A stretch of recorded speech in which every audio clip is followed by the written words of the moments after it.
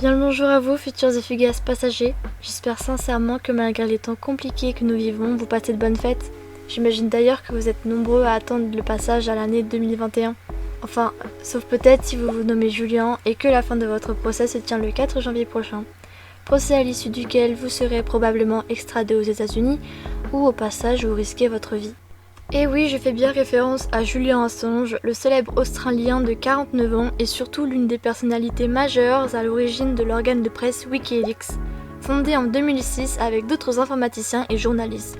À l'approche du dénouement de l'affaire si complexe qui l'entoure, je tenais à vous expliquer en détail ce que représente Wikileaks aujourd'hui, ainsi que sa place si conséquente dans l'histoire du journalisme contemporain, quitte à aborder le sujet un peu différemment de mon habitude. Je vais donc vous y raconter un peu le déroulement des faits autour de ce qu'est Wikileaks, avant de résumer un peu plus précisément le cas Julian Assange, ce qui me permettra de conclure rapidement sur les enjeux qui entourent cette affaire. Vous trouverez bien sûr tout un tas de sources dans la description si vous souhaitez approfondir un peu le contenu de la vidéo. Avant toute chose donc, Wikileaks est une organisation non gouvernementale connue pour son rôle majeur en tant que relayeuse des lanceurs d'alerte et qui existe notamment via son site internet wikileaks.org. Wikileaks se rend unique dans le milieu du journalisme par sa totale transparence, par la garantie en toutes circonstances de l'anonymat de ses sources, mais aussi et surtout par les millions de documents confidentiels qui sont librement accessibles sur sa plateforme web et dont jamais un seul n'a été signalé comme faux. Ces documents sont pour leur immense majorité des fuites que Wikileaks ne fait que publier ou se contente seulement de relayer. Son site fonctionne grâce à plusieurs serveurs et hébergeurs internet à travers le monde, et le caractère universel de l'organisation est encore accentué par le fait qu'elle soit domiciliée chez une société islandaise, Sunshine Press Productions. Si vous avez sûrement déjà entendu parler de Wikileaks, c'est en grande partie dû aux révélations qui ont été faites entre 2010 et 2011, puisque le 10 avril 2010 est publiée une vidéo qui fera le tour du monde. Surnommée Collateral Murder, on y voit et entend des soldats américains tirer depuis leur hélicoptère sur des civils en toute connaissance de cause à Bagdad durant la guerre en Irak. Cet enregistrement, suivi en mi-novembre de plus de 400 000 notes concernant le conflit, a signé le début d'une salve conséquente de révélations sur les nombreuses exactions commises par l'armée des États-Unis en Irak et en Afghanistan. La source principale de ces fuites d'informations confidentielles, c'était une soldate répondant au nom de Chelsea Manning, et par ailleurs la seule personne à avoir été condamnée dans cette grave affaire. Elle est également la seule source de Wikileaks dont le nom ait jamais été connu, une exception potentiellement attribuée au fait qu'avant de se tourner vers Wikileaks, elle avait d'abord contacté et essuyé un refus du New York Times et du Washington Post, qui auraient donc eu connaissance de son identité.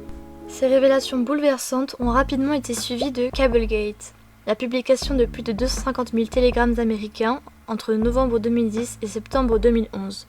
À cela s'ajoutent par exemple en janvier 2011 des documents mettant en lumière la corruption du gouvernement tunisien, entre autres. Par ailleurs, Wikileaks aide en 2013 le célèbre lanceur d'alerte Edward Snowden à fuir de la Chine vers la Russie via l'intermédiaire de Sarah Harrison. Snowden, c'est celui qui a notamment mis au jour le programme de surveillance massive de la NSA qui a enregistré les communications des citoyens américains en permanence et de façon évidemment inavouée. Les publications de l'organisme se succèdent au fil du temps, parmi lesquelles on peut citer une fuite de mails en 2016 de l'équipe d'Hillary Clinton, montrant par exemple un possible favoritisme du Comité national démocrate en sa faveur face à Bernie Sanders, mais aussi l'espionnage de l'ONU par la NSA ou encore en 2017, des informations confidentielles sur le programme de surveillance de masse Vault 7 de la CIA.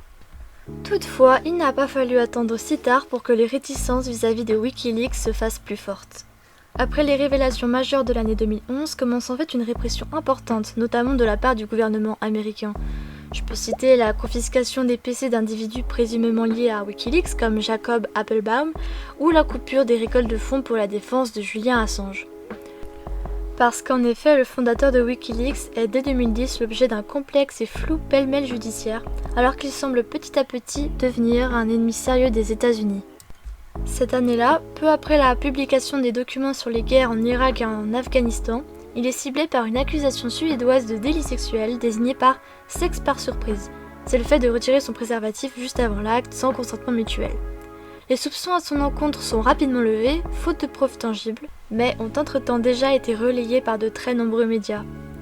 Ce dossier est rapidement rouvert, sans qu'aucun nouvel élément n'ait toutefois été apporté.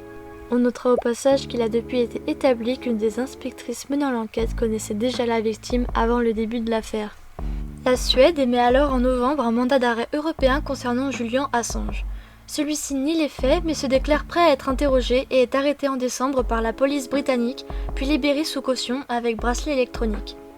Mais le journaliste demande à ne pas être extradé vers la Suède, considérant le mandat d'arrêt invalide et craignant par-dessus tout d'être finalement extradé aux États-Unis une fois parvenu à destination, ce qui pourrait mettre sa vie en grand danger. Les États-Unis n'étant pas vraiment les plus exemplaires en termes de respect des droits de l'homme, encore moins lorsque cela concerne l'espionnage. Or, la Suède ne lui garantit pas de le protéger et refuse les autres solutions qu'il a pu proposer telles que l'audition à distance, alors qu'elle sera pourtant utilisée quelques années plus tard dans l'affaire. Sa demande donc de ne pas être extradé lui est refusée par la Cour suprême du Royaume-Uni et c'est pourquoi Julian Assange s'est réfugié en mai 2012 à l'ambassade équatorienne de Londres, où il reçoit l'asile politique. Il vit là-bas durant 7 ans, dans un isolement important et malgré des problèmes de santé. Il ne pouvait par ailleurs pas se rendre à l'hôpital sans garantie du gouvernement britannique de ne pas y être arrêté puis extradé vers la Suède. C'est une situation qui a notamment été critiquée par l'ONU. En parallèle, un mandat d'arrêt britannique est émis contre lui pour non-respect des clauses de sa liberté conditionnelle et des pressions du gouvernement sont exercées sur l'Équateur, qui n'ont toutefois aucun effet, enfin jusqu'en 2019, où ont alors lieu de nouvelles élections présidentielles équatoriennes et dont le dirigeant sortant, Lenín Moreno, est loin de partager les valeurs de son prédécesseur, Rafael Correa. La publication des INA Papers, des documents qui mettent en avant certaines dérives du gouvernement équatorien actuel, telles que sa corruption ou l'existence d'une organisation criminelle justement sous le joug de Lenín Moreno, et que Wikileaks ne fait d'ailleurs que relayer, finissent d'achever l'entente entre Julian Assange et l'Équateur. Le journaliste est alors expulsé de l'ambassade et immédiatement arrêté par les autorités britanniques. Depuis, il est emprisonné au sein de l'établissement de haute sécurité de Belmarsh à Londres, dans un isolement constant. Entre-temps, les accusations d'agression sexuelle contre lui sont prescrites en 2015, avant d'être relancées puis encore abandonnées en 2017, un cycle qui s'est donc répété 3 fois de suite au total jusqu'en 2019 où un terme est enfin mis à l'affaire. Cette même année est d'ailleurs révélée une opération de surveillance à l'ambassade équatorienne, où l'on découvre que le fondateur de Wikileaks était épié dans le moindre de ses faits et gestes par vidéosurveillance et enregistrement sonore. Après plusieurs retards dans la procédure liée à la pandémie de Covid-19, la décision d'extrader ou non Julian Assange sera rendue le 4 janvier 2021, comme je l'ai dit en début de vidéo. S'il est extradé aux États-Unis, où il est la cible de 18 chefs d'accusation, notamment l'acte d'espionnage, il risque 175 ans de prison, et de nombreuses organisations à travers le monde, telles qu'Amnesty International, craignent pour sa vie et surtout pour le respect de ses droits fondamentaux, parce qu'une fois aux États-Unis, il pourrait être torturé, notamment pour connaître ses sources par exemple.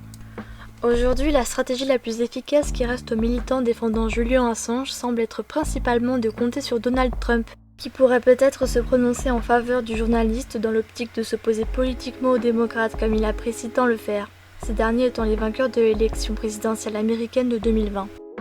En France, beaucoup espèrent aussi pouvoir convaincre notre gouvernement de lui accorder l'asile politique, puisqu'on a tendance à se revendiquer payer des droits de l'homme, mais cela semble assez mal parti étant donné que François Hollande l'a déjà refusé lorsqu'il était président. Cette affaire à portée internationale nous ferait presque oublier que dans les faits, Julian Assange n'a violé aucune loi sur le sol américain. Il y est d'ailleurs accusé malgré le premier amendement de la Constitution des États-Unis qui protège normalement les droits de la presse. Un amendement contourné par certains membres du gouvernement américain qui oppose l'affirmation que le travail d'Assange ne serait pas du journalisme. Puisque Wikileaks ne fait souvent que diffuser les informations, cela pose par ailleurs une question loin d'être anodine, celle des frontières et de leur application au monde numérique. Effectivement, la structure même de cette organisation n'est permise que grâce aux révolutions techniques qui se sont succédées jusqu'à aujourd'hui, d'où aussi certains problèmes rencontrés par l'organisation, liés au maintien du nom de domaine web Wikileaks, de son hébergement serveur, etc. Internet est encore au centre d'un genre de flou juridique sur de nombreux points, et il est d'autant plus compliqué à appréhender de ce point de vue qu'il est finalement un lieu commun à de très nombreux pays, qui diffèrent cependant tous sur le plan législatif. Mais c'est aussi grâce à cette ambiguïté qu'à l'heure qu'il est, c'est probablement le meilleur moyen de s'informer et de s'exprimer. Car malgré toutes ces complications, Wikileaks est toujours bien là aujourd'hui. Le site web de l'organisme est ainsi l'exemple même d'un outil souverain, à peu près totalement indépendant et permettant ainsi une lutte libre contre l'oppression et la corruption, notamment via son principe de transparence. Une information qui se répand via Internet et circule aisément est au final l'une des formes d'expression la plus difficilement contrôlable qui soit. Et c'est pourquoi on peut imaginer que Wikileaks constitue dans les faits un grand danger pour les gouvernants. Surtout qu'on pourrait se poser quelques questions avec toute cette histoire, puisque si le pouvoir était éthique, aurions-nous vraiment besoin d'exiger plus de transparence via des outils comme Wikileaks?